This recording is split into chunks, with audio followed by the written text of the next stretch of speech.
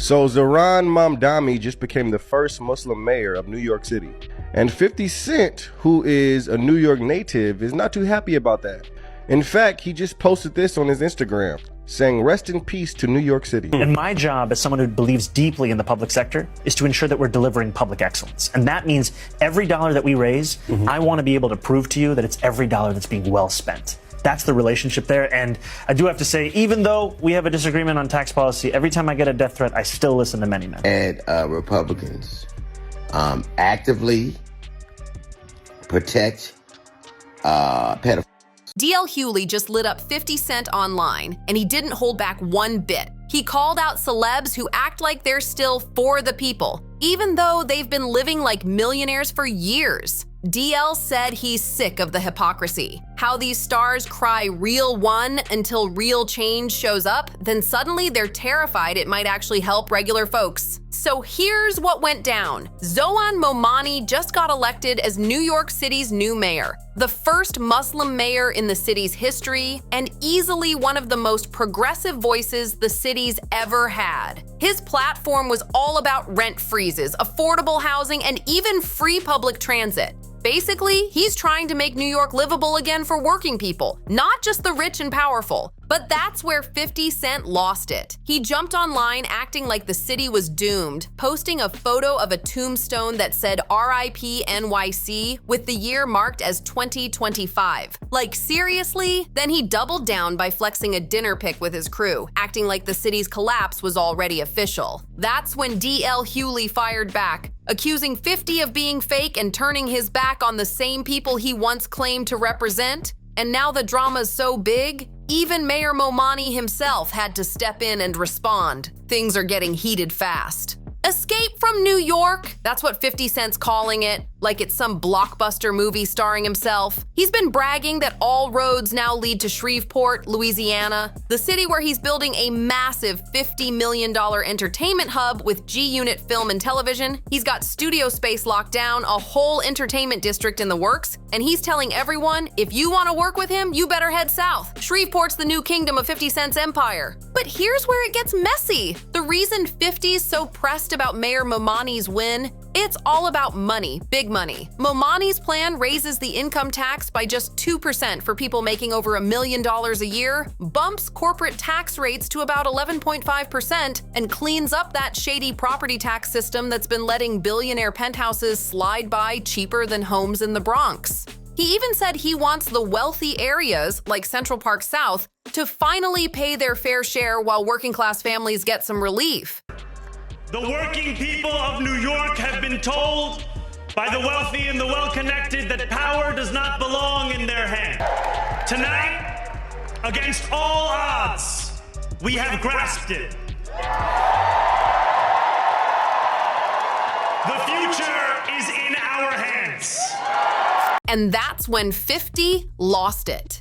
Instead of seeing progress, he acted like New York had just fallen off the map. He started posting like the city was dead, but the internet wasn't having it at all. People dragged him in the comments, calling him a sellout who forgot where he came from. One person wrote, "Guy who sold crack to his own community suddenly cares about their well-being." Another even reminded him that when he got shot 9 times, his hospital bill was covered by taxpayer programs. The irony's wild. One commenter went straight for the jugular, saying, "Your grandma was on food stamps." Another cracked, "Won't be long before he's in Tel Aviv kissing the wall." The comment section was pure chaos. That's when DL Hughley jumped back into the mix and fired off a message straight at 50. He said it's wild watching people like 50, who came from the struggle, crying over policies meant to help the same folks they used to be. DL didn't hold back either. He reminded everyone that these same rich celebs were silent when Trump was cutting food stamps and weaponizing hunger, but now they're suddenly acting scared of a mayor trying to fix the system. And it didn't stop there. Mayor Mamdani himself stepped up and clapped back after 50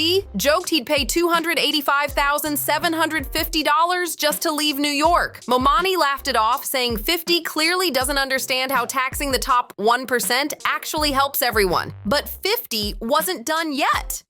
Here's what's interesting to me. So Mamdani is going to be the new mayor of New York, the 34-year-old kid. Like I said, I live in New York. I couldn't vote in that election, but if I could, it would have been an easy choice.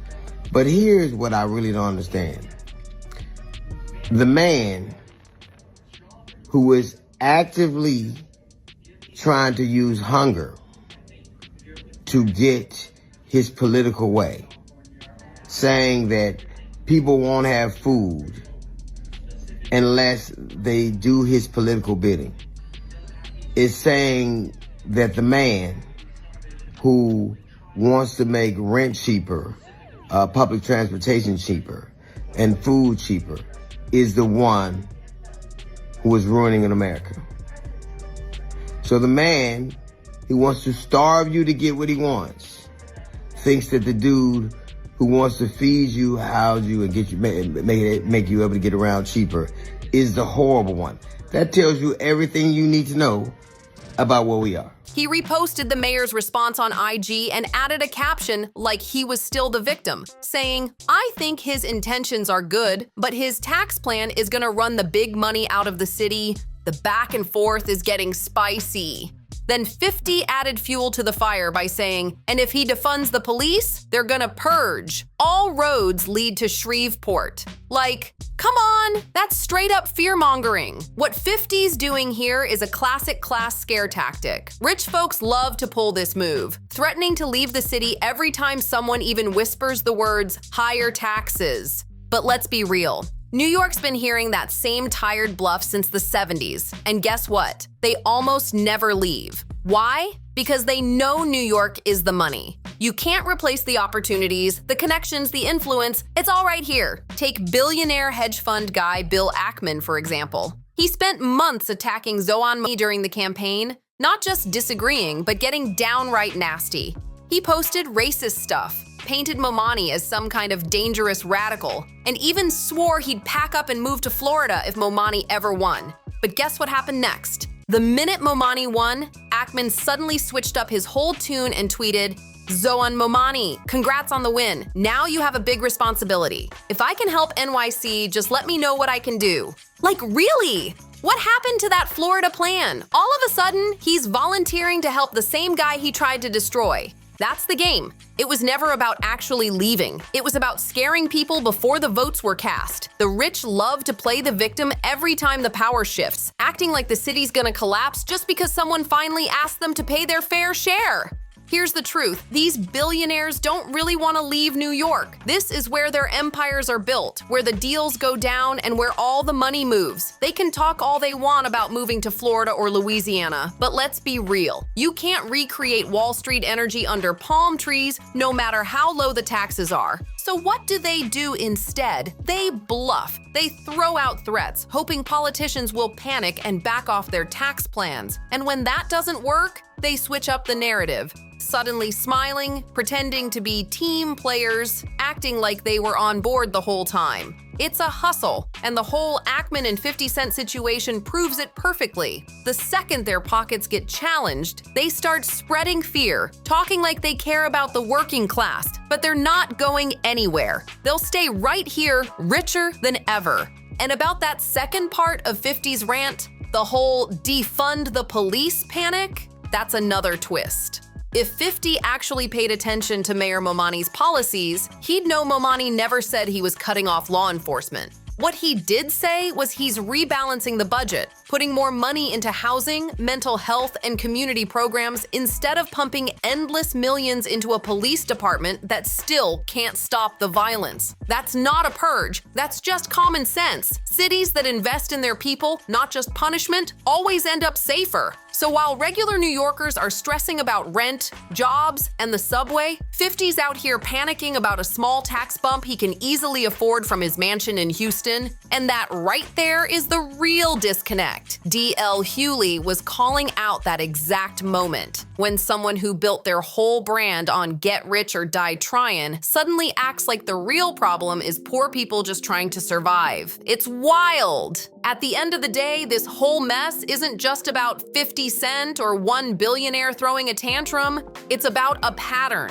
The rich love to scare everyone into thinking progress is dangerous just to protect their own pockets. Mayor Momani's talking about helping regular people live better, rent relief, fair taxes, safer neighborhoods, and somehow that's what's got them shaking. Meanwhile, the same folks crying RIP New York are still here cashing checks, hosting events, and building business empires in the same city they claim is doomed. They're not leaving, they're just loud. So what do you think? Is 50 right that Momani's plan could ruin New York? Or do you think he's just another star who forgot where he came from the second he hit millionaire status? Drop your thoughts below. Don't forget to like, subscribe, share, and comment. And I'll see you in the next one.